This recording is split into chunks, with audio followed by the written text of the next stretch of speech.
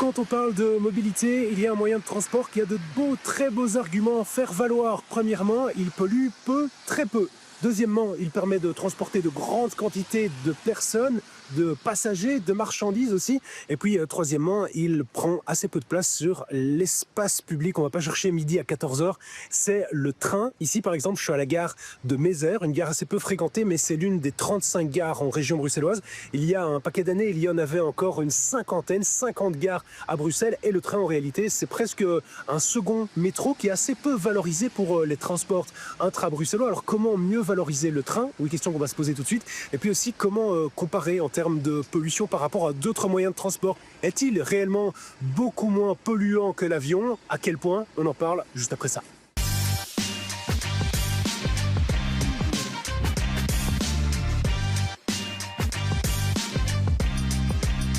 Bonsoir à toutes, bonsoir à tous. Très heureux de vous retrouver dans le tram. Alors, comment valoriser le train? Une très vaste question. Je suis sûr que vous, Tom Guillaume, en tant que porte-parole de la SNCB, vous la posez au quotidien. Alors, expliquez-nous un petit peu quelle est l'évolution de la part modale du train ces dernières années, ces dernières décennies, même si vous l'avez les chiffres.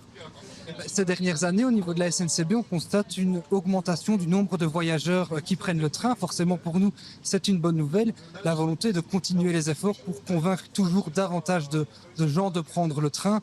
Le train, c'est une alternative, évidemment, à la voiture. On peut le penser, notamment dans un cadre de congestion toujours plus grand sur les grands axes routiers. Mais le train, c'est aussi un moyen de transport, par exemple, à l'intérieur des villes, avec une offre qui permet de relier certains grands points avec des gares intra-urbaines, notamment à Bruxelles. On en reviendra dans quelques instants. Qui sont les usagers de la SNCB? Est-ce qu'ils évoluent? Il y a une évolution au niveau des voyageurs, des comportements des voyageurs, évidemment. Pour le moment, donc, sur l'ensemble des voyageurs de la SNCB, il y a plus ou moins un tiers d'abonnés, donc des abonnés au domicile-travail, ce qu'on appelle les navetteurs. Il y a environ un quart, on va dire, d'abonnements domicile-école, donc des étudiants, des écoliers. Et alors, le reste, ce sont des voyageurs dits loisirs. Donc, ce sont des personnes qui prennent le train de temps en temps, on va dire moins régulièrement, pour aller faire une visite un peu plus loin de chez eux, on va dire. Le marché du travail évolue, les heures de travail évoluent, elles sont plus flexibles, on sait aussi.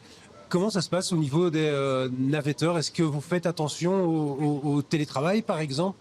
Mais voilà, le télétravail, ça a été la grande évolution qu'on a observée ici ces dernières années, notamment avec la crise sanitaire qui a changé les comportements. Mais la SNCB s'est adaptée parce qu'on a vu forcément une baisse de la fréquentation, de la régularité de la fréquentation, en lançant par exemple ce qu'on a appelé un flex-abo. Donc c'est un abonnement à destination des navetteurs qui pratiquent le télétravail, qui peuvent prendre un abonnement pour 2 jours par semaine, pour 3 jours par semaine ou 4 jours, selon leurs besoins. Et quelle évolution au niveau des prix, là, par exemple, pour ces navetteurs qui naviguent, ou plutôt qui sont transportés par la SNCB à des heures différentes? C'est évidemment plus avantageux que prendre un abonnement 5 jours semaine. Forcément, la formule d'abonnement dépend si on prend 2, 3 ou 4 jours, mais aussi du kilométrage. Mais c'est clair qu'on remarque qu'il y a un intérêt pour ça. C'est une formule d'abonnement qui est en hausse. Entre 2023 et 2024, on a vu un doublement du nombre d'abonnés via Flexabo. Donc on voit qu'il y a vraiment une demande pour ce type d'abonnement. On peut dire que c'est un succès, oui. Quand on pense au train, on pense souvent au train en retard. Pourtant, il y a une étude qui explique de Transport et Mobility et qui explique qu'en réalité, la SNCB est particulièrement fiable. Je suppose que vous accueillez ça avec beaucoup de plaisir. C'est évidemment une bonne nouvelle, c'est bien de le souligner. On parle plus souvent des trains en retard, mais plus sérieusement, la ponctualité de la SNCB est en hausse ces dernières années. Ces derniers mois et ces dernières années. Alors, on comprend pour le voyageur qui voit son train en retard, c'est toujours un peu frustrant de devoir attendre sur le quai, mais on est vraiment sur une trajectoire d'amélioration, comme on dit. Et au niveau européen, la SNCB fait partie des bons élèves quand on regarde par rapport aux pays voisins tels que l'Allemagne ou la France. La SNCB montre des taux tout à fait dans la moyenne, même dans la moyenne supérieure. Le mois dernier, on parle d'un taux de ponctualité d'un peu plus de 92%. Ce qui est effectivement une augmentation qui est mieux, par exemple, que l'année dernière. Quand on parle de train aussi, on sait que parfois il faut attendre plus longtemps. En tant que Bruxellois, on a souvent l'habitude du métro, il faut attendre un petit peu plus longtemps. Et puis, en termes de fréquence, particulièrement le soir, si on va au théâtre, au resto ou quoi, rentrer en train, c'est compliqué. Comment faire évoluer ça? Et donc, au sein de Bruxelles, il y a ce qu'on appelle l'offre S. Donc, c'est l'offre suburbaine, comme elle s'appelle, qui circule à l'intérieur de Bruxelles, 35 gares, mais qui relie aussi Bruxelles à la périphérie, donc dans un périmètre de 30 km. Et là, il y a 144 gares. Je voyais qu'il y avait un plan de transport de 2023-2026 avec une augmentation de l'offre de train. On en est où ça par rapport à ça? On vient d'entrer dans l'année 2026. Et donc, la dernière phase de ce plan de transport est entrée en vigueur à la mi-décembre 2025. Il y a une augmentation de l'offre de trains. Dans le cas bruxellois, ce qui est intéressant, c'est évidemment des trains plus tard. C'est vrai à Bruxelles, c'est aussi vrai pour une ville comme Anvers, avec davantage de trains donc, qui circulent plus tard dans Bruxelles, mais aussi vers la périphérie, et aussi un meilleur cadencement, comme on dit, des trains sur certaines lignes, avec des trains maintenant tous les quarts d'heure dans cette offre S. Vous êtes aussi confronté à une pénurie de conducteurs de train. Comment continuer à fonctionner? Comment continuer à améliorer l'offre dans ce contexte? La SNCB continue de recruter. Et on remarque d'ailleurs qu'on est un employeur attractif puisqu'il y a des candidats qui se présentent à chaque campagne de recrutement. Malheureusement, le marché du travail est ce qu'il est. On y est aussi confronté comme la plupart des employeurs, mais on continue de recruter des conducteurs, des accompagnateurs, mais aussi du personnel plus technique, des techniciens dans les ateliers. Il y a toujours des besoins, donc on invite les personnes qui sont intéressées à consulter nos pages, nos sites web où c'est mis à jour en permanence et il y a souvent des offres d'emploi. Contexte économique, on marche un petit peu sur des œufs en cette période. La SNCB est-elle touchée? Il faudra attendre un peu plus de détails de la part du gouvernement fédéral. Ça, c'est une discussion politique. Nous, ce qui ne change pas, ce sont nos engagements. Donc, on a conclu un contrat de service public avec l'État fédéral en 2023 qui porte jusque 2032. Nous avons des objectifs que nous devrons atteindre avec le contexte budgétaire qui nous sera donné. On parlait de télétravail tout à l'heure. Quand on parle de renouvellement des trains, c'est par exemple le Wi-Fi, des prises, ce genre de choses. Renouvellement des trains, justement, on en est où on en est où? D'ici 2032, la SNCB va devoir renouveler la moitié de sa flotte. Parce qu'il y a des trains qui sont vieillissants. On parlait de la ponctualité tout à l'heure, c'est aussi parfois à cause de ça que les trains sont en retard. Il y a, on va dire, 3 grands axes de renouvellement. Ce sont les fameux M7. Donc, ce sont les tout nouveaux trains que vous avez peut-être déjà vus plutôt sur les lignes IC. Donc là, il y a une grande commande de 750 voitures. D'ici la fin 2026, l'ensemble de ces voitures auront été livrées.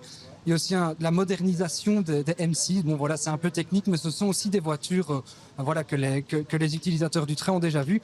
Modernisation, ça veut dire répondre aux besoins des voyageurs, par exemple des nouvelles prises électriques qui sont installées, et il y a aussi la commande des AM30. Donc là, ce sont encore un autre type de véhicule. La commande va bientôt être passée et les voitures arriveront dans les prochaines années. Dernière question, Tom, la libéralisation du marché au niveau de la SNCB, du transport de passagers en Belgique, c'est pour 2032.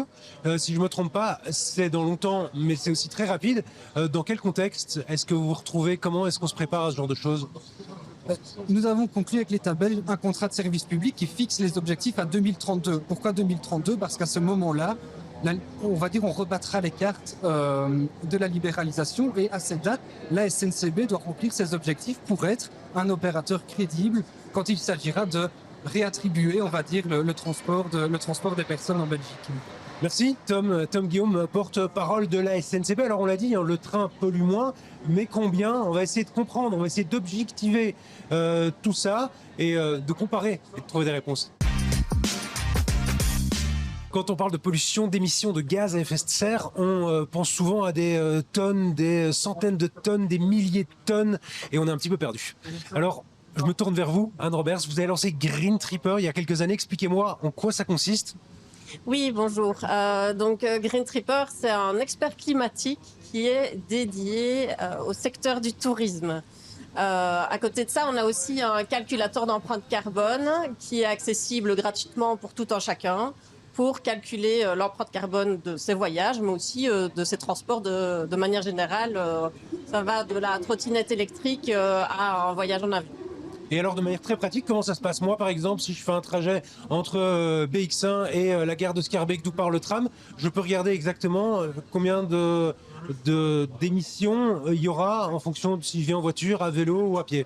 Oui, c'est ça. Donc, vous allez calculer en fonction de la distance et vous allez obtenir une émission, un impact qui est exprimé en émissions de CO2 équivalent. Donc, tous les gaz à effet de serre sont traduits en CO2. Si par exemple on compare un trajet en voiture, si on veut calculer l'impact d'un trajet en voiture, on va avoir le résultat, mais qui est comparé au résultat pour le même trajet en train, par exemple. Mais l'utilisation, c'est pas uniquement pour l'utilisation du quotidien, comme l'exemple que je viens de donner, c'est plutôt en effet à l'échelle touristique, quand on fait un vol, par exemple, pour aller à Londres ou à New York. Oui, voilà. Donc, de manière générale, c'est plus orienté vers vraiment le voyage au niveau international. On va y calculer l'empreinte carbone, en effet, de son voyage en avion de Bruxelles à Barcelone, par exemple.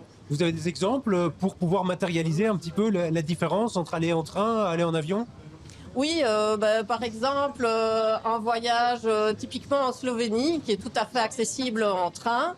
On va émettre environ 500 kg de CO2 en avion, de CO2 équivalent si on fait le trajet en avion.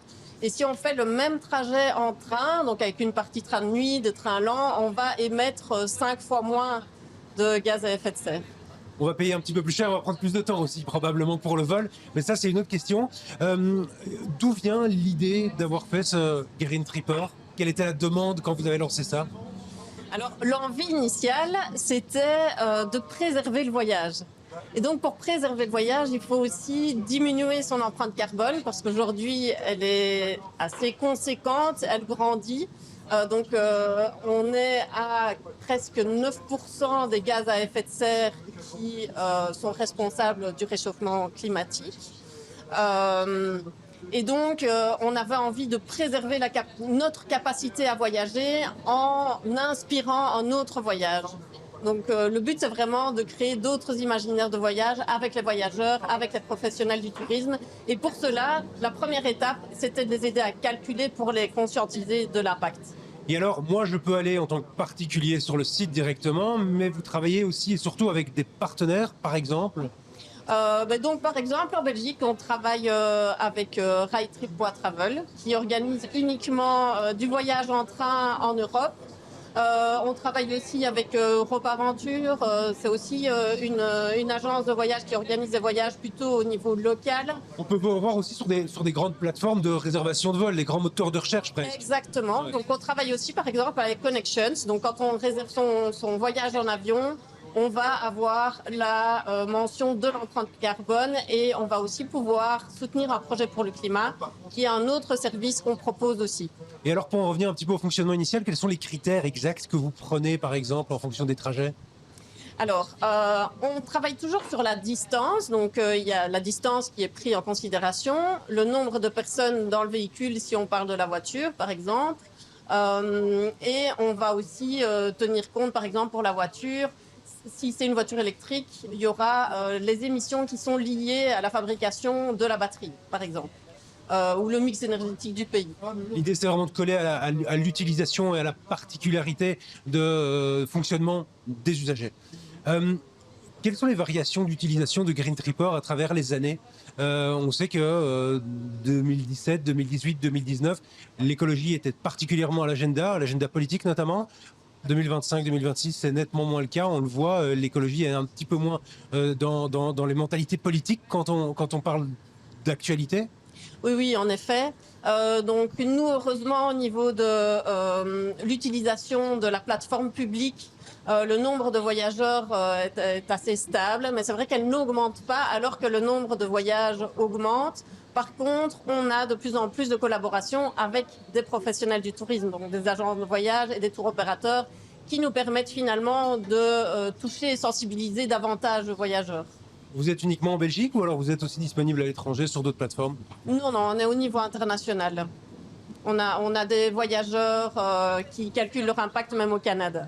Ah, on peut être un petit peu fier alors, en tant que Bruxellois, d'avoir une plateforme comme celle-là et utilisée à l'international. Oui. Ben voilà, on continuera à vous suivre et à voir un petit peu comment est-ce que vous évoluez pour continuer à s'interroger, à se poser ce type de questions en lien avec la mobilité. Merci Anne d'avoir participé à cette émission. Merci à toutes, à tous de nous avoir suivis. On se retrouve la semaine prochaine, même heure, même chaîne.